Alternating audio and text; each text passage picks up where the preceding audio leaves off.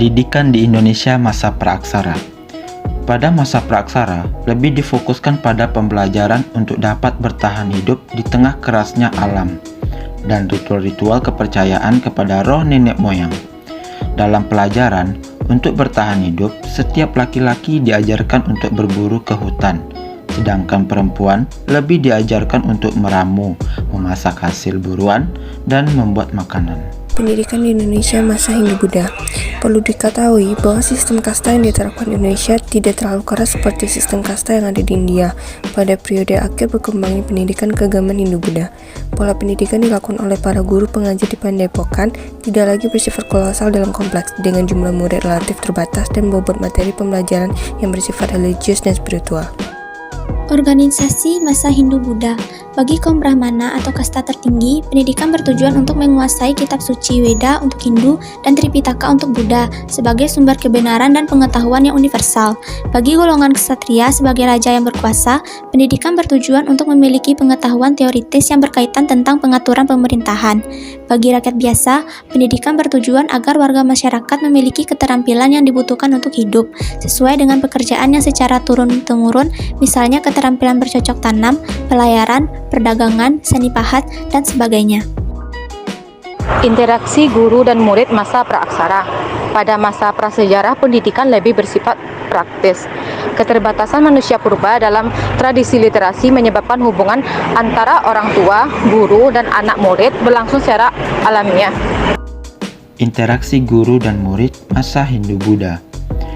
Dengan metode yang masih sederhana, para murid diajarkan membaca dan menulis. Mereka tinggal di asrama yang berada satu komplek dengan tempat pelajar mereka.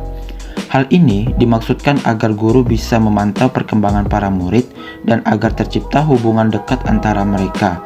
Hal ini dilakukan agar kegiatan belajar mengajar bisa berjalan intensif. Dan peralatan pembelajaran Hindu-Buddha. Pada zaman ini, belum ada lembaga pendidikan formal sekolah sebagai tempat pendidikan.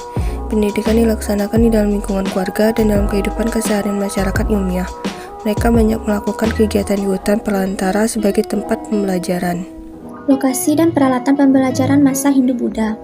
Yang pertama, padepokan adalah tempat berkumpulnya murid-murid, khususnya keturunan Brahmana, untuk mengetahui pengetahuan yang bersumber dari kitab suci Weda bagi agama Hindu dan Tripitaka bagi penganut agama Buddha. Peralatan pembelajarannya yaitu buku atau kitab dan peralatan membaca seperti buku dan menulis seperti tinta hewan. Yang kedua, pura merupakan tempat suci bagi agama Hindu yang terdapat di lingkungan istana.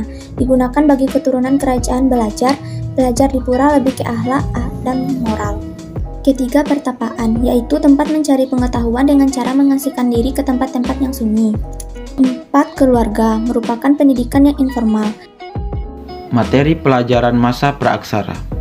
Pada masa praaksara, materi pelajaran didapatkan melalui pemahaman dari lingkungan alam dan keluarga.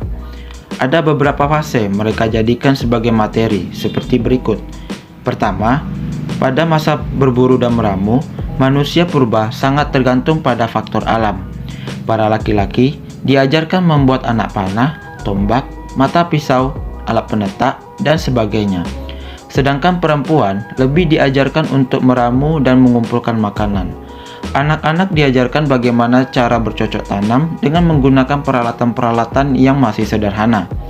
Dari kegiatan yang mereka lakukan di atas, secara tidak langsung, mereka juga telah mengajarkan materi praktik-praktik bagaimana caranya berburu dan meramu dan bercocok tanam. Materi pelajaran masa Hindu-Buddha. Pendidikan Hindu-Buddha. Materi yang dipelajari pendidikan keagamaan Hindu-Buddha yaitu teologi, bahasa dan sastra, ilmu-ilmu kemasyarakatan, ilmu eksakta, ilmu pasti. Para murid di padepokan ini juga harus bekerja demi terpenuhinya kebutuhan sehari-hari mereka. Pengelola pendidikan keagamaan dilakukan oleh kaum Brahmana secara tidak formal dan dapat mengundang para guru ke istana. Pendidikan kejuruan dilakukan secara turun-temurun melalui jalur kastanya masing-masing. Metode pembelajaran masa praaksara. Pada masa praaksara, metode pelajaran digunakan adalah metode lisan dan metode praktik langsung. Metode lisan yang digunakan manusia purba menggunakan bahasa ibu, sedangkan metode praktik yang mereka lakukan adalah para orang tua mengajarkan kepada anak-anaknya bagaimana cara mencari makan untuk bertahan hidup seperti praktik berburu dan meramu.